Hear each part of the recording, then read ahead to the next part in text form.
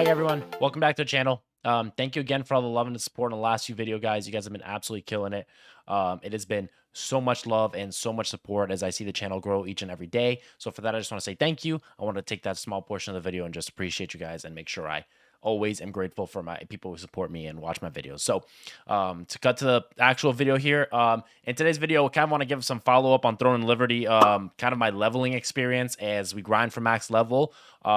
So really quick as well, I want to touch base on this. If you guys haven't heard over the last few days, NCSoft, the Korean publishers of Throne and Liberty, they had a two-factor as a method to log into accounts. And if you didn't have access to the phone number attached to that account, you essentially lost the account you had because there's no way to verify that phone number.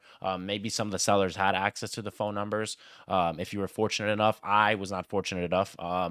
But the main reason you had to purchase a Korean account, because a lot of people might not know that if you haven't watched a lot of Throne and Liberty and you're kind of just in the MMO sector of YouTube, is that's really the only way to access it right now.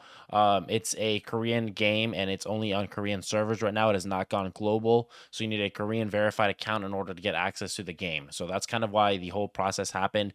The reason they did that was mainly because people were getting your information stolen, not really bots, because there are some bots in the game and they've kind of eliminated that progress a little bit with the two-factor, adding that in. But this happened to a lot of players and a lot of streamers, that they had their account essentially just kind of not taken from them, but they were kind of like locked out of it in a sense. I was unfortunately unable to log in back to that account that I originally purchased, but it's okay. We'd only played and playing that account for like 3 or 4 hours. We got it to level 10, and then I kind of got locked out of that account. So I went through the process. I purchased a new account, changed the information on it, and we've been good to go ever since then. So we're good. We got our account. We got our information set up, and I've been playing on this account for the last few days. I've had no issues with that. But if you were curious on that information, there you go. That kind of adds that up for you guys. The purpose of today's video, though, is kind of to follow up on the leveling process, and touch on some of the combat that I've had and some of the story so far, because I know people are curious on that information. Obviously, you can see my dog back there as well. He's chilling with me for today's video. Following up on that, I've been proceeding the main story, and I just want to say, while it doesn't have any direct impacts to the gameplay, the cutscenes have been absolutely gorgeous. Some really good storytelling so far with the visuals and the music. They've kind of keep me really immersed with the game. It's a big portion of me, and keep me invested in the game is the main story. I love grinding and farming once I reach max level.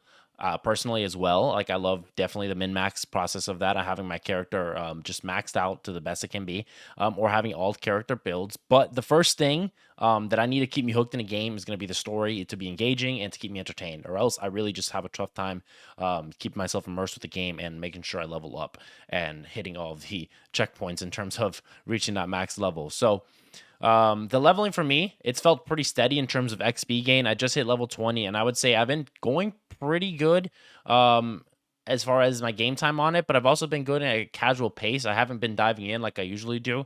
I've just been busy the last few days, but especially these next few days over this weekend, I want to be really hammering it away. Definitely throwing up a lot of streams and doing some long streams to make sure I try and hit max character level. So, but as far as a casual pace, it's definitely not been crazy in terms of reaching level 20. I definitely haven't put a lot of hours into it. I really don't know exactly how many I have. But I've been making sure I capture everything. I've taken a decent pace at it because I want to make sure I get as much information for the videos for you guys, because a lot of people don't have access to the game. So they kind of rely on the videos to try and get a feel for the game. And I just want to make sure I try and gather all my thoughts and information on the videos, in terms of just diving in and know life in the game, even though I really want to do that. I want to make sure that people get a good feel for the game. So that's the way it's been. Leveling's been pretty steady. So I've only found myself once having to stray from the main story and go do side quests. So in order to reach, level 19, I was stuck with I had just turned level 18. In order to move up in the main story, I needed to go complete some side quests to reach level 19 and continue the main story. So so far the main story has kept me leveling up consistently enough that I haven't had to really dive into the side quests. But there's some good ones there that have some decent story and some background to them, some good scenes and cutscenes. So if you're really into that stuff, definitely worth giving them a try. But also the XP gain you get from them, from doing those. So I like I said, I've only had to break away from the main story once and do the the side quests, so I haven't really had too much experience with the side quests, but the ones I've done have been really solid as far as not feeling too repetitive and too boring. But obviously, as I level up more and do more of the side quests, we might find ourselves there.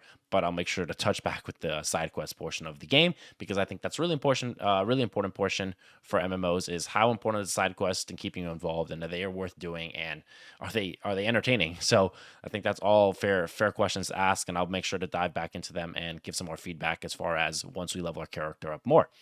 I finally encountered my first boss fight. I'm still getting used to the combat systems to make sure I get them down in terms of hitting the right combos and making sure I maximize my damage outputs during fights. The first boss was a tower experience, so it was a little bit, it wasn't too complicated in terms of mechanics that it was doing when I was fighting it. But if I'm being honest, I kind of sucked at it. I wasn't doing too good in terms of the mechanics of learning down the combos and stuff like that. But after a second go at it, I finally got the groove and handle it fairly easily. So it's definitely a learning process for me. I'm getting back, essentially back into the flow of MMO combat. And I've actually switched my camera mode up from the classic mode to the action mode now, as of writing this video or recording this video. I'm sorry. And I noticed that I'm personally liking the action mode a little bit more. It keeps me a little bit more focused with the game, gives me a little bit more of New World feel. So that's my personal. I've enjoyed a little bit more than the classic, the tab action. But the combos and stuff like that have been interesting in terms of getting them down and making sure I use the right attacks in the right order. So it hasn't been too difficult as far as the mechanics of the boss fights, like their attacks and stuff like that, in terms of defending. But I'm still getting used to the combat system, so we're definitely gonna keep grinding that out. But I played my first boss fight in this tower experience, and it was pretty good, pretty straightforward. So we'll keep going from there and seeing how some of the more, I'd say, integrated or advanced boss fights go. The rewards for completing the main quests have been nothing crazy, but they have given me the ability to level up my armor and weapons pretty consistently.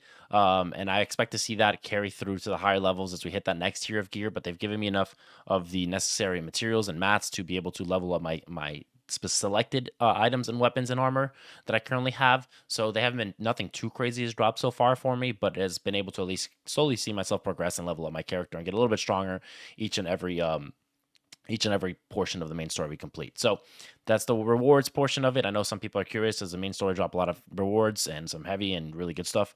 So far for me, it's been really basic, nothing crazy, but enough to see myself progressing and leveling up my character and seeing my strength go up through it. There's been some variability in the leveling, from doing missions, from fighting goblin hordes to morphing into a sheep and running around as a sheep.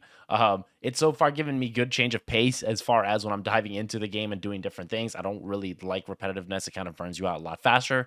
So if you're doing different things for good reason, don't reinvent the wheel if you don't need to reinvent the wheel. But if there's like good change of pace for a good reason, then I think it's always a nice thing, a nice break to add into the game.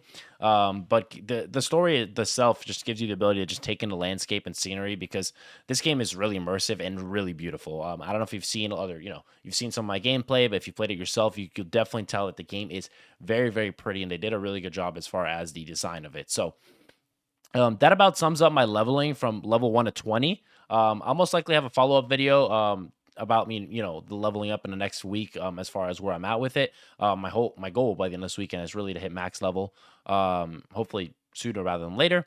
So get you guys some follow-up on that. So make sure you stay tuned for that and stay subbed for that video if you're curious about how that's going for me. But let me know down in the comments below if you guys have had a chance to play. What's your leveling experience been like? What's your experience with the game been like in terms of leveling your main character up? I'm always curious to get people's feedbacks in the game. So that about, that kind of sums up my portion of it. I have a video coming out this weekend as well, where we talk about the pay to win elements have kind of like creeped up. They've been popping up, and so make sure we're gonna talk about some of that information because I know people have been addressing it. I saw some of my comments in the last video that said this is pay to win and this is garbage and it's just pay to win stuff. So I definitely want to make sure we address some of that stuff and talk about it and make sure people are as far as clear as what is the pay to win elements in the game.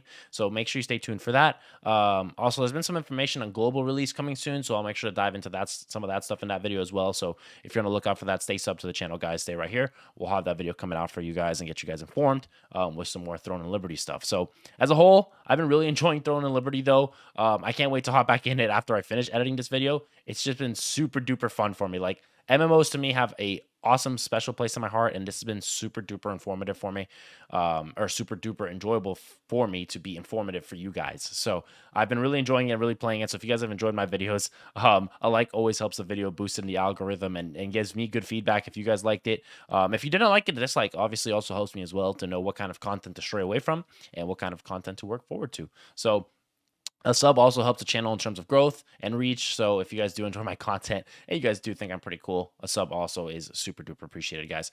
But again, guys, have a great day, guys. Thanks for watching. Peace.